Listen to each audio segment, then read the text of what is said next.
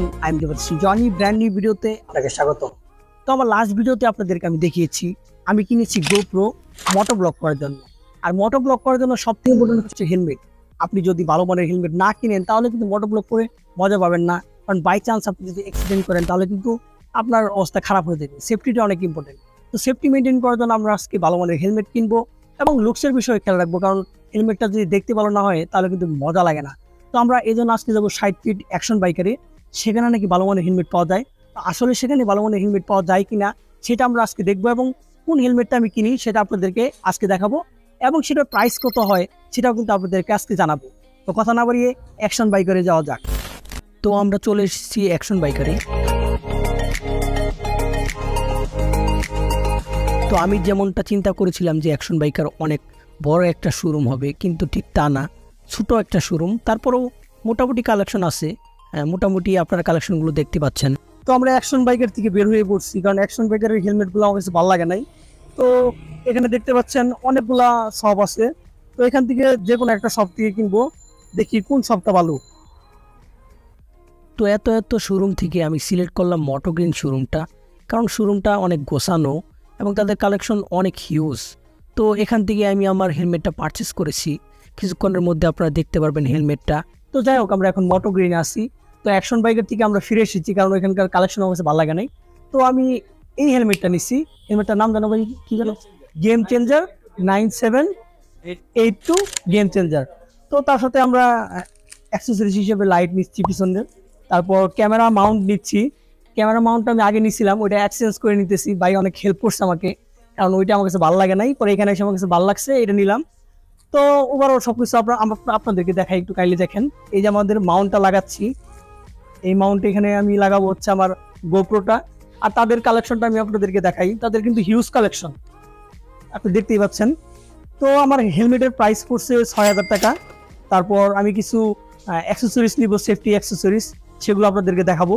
তো সামনে দেখতে পারবেন। হেলমেটের পিছনে আমরা এখন হেলমেট লাইট সংযোজন করতে যাচ্ছি। এটা বাইকার্সদের জন্য খুবই একটা ইম্পর্টেন্ট টুলস, কারণ এটা যখন আপনার লাইটগুলো জ্বলতে থাকে তখন দূরের রাইডাররা কিন্তু অ্যালার্ট হতে পারে যে সামনে একজন বাইকার্স আছে। তো সেজন্য কিন্তু এটা সেট করতে হয় রাতের বেলায় হাইওয়েতে চলাচলের জন্য।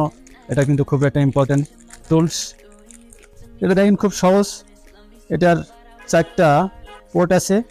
এই পোর্ট 2টা এখানে লাগাই নেওয়ার পরে অনুরূপভাবে এখানে এই পোর্ট 2টা পাশাপাশি সেট করে নিলে এখানে কিন্তু সহজে বসানো যাবে।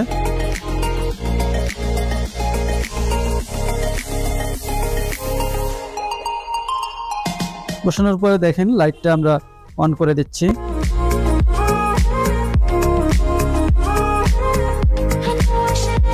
অসাধারণ লুক চলে আসবে।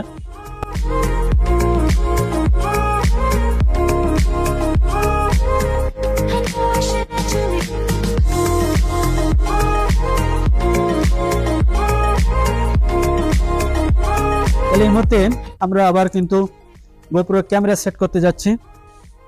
দেখেন এখানে আপনার 2টা পোর্ট আছে। পোর্ট 2টা আপনি এই সোজা নিয়ে আসবেন। নিয়ে আসার পরে একেবারে ইজিলি সেট করা যায়। এটা এইখানে মাঝখানে বসাই দেবেন।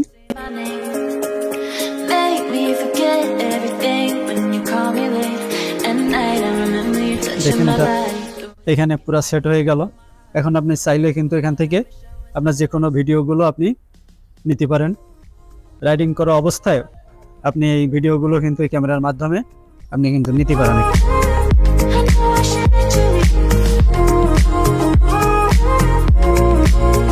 অলরাইট, তো আমার হেলমেটটা আপনারা দেখতে পাচ্ছেন। এখানে আমি ক্যামেরাটা মাউন্ট করছি। ভাই তো ডিটেলস বললোই যে কিভাবে মাউন্ট করতে হয়, তারপর পিছনে লাইট লাগিয়েছি সেটা কিভাবে লাগাইতে হয় সব দেখলেন।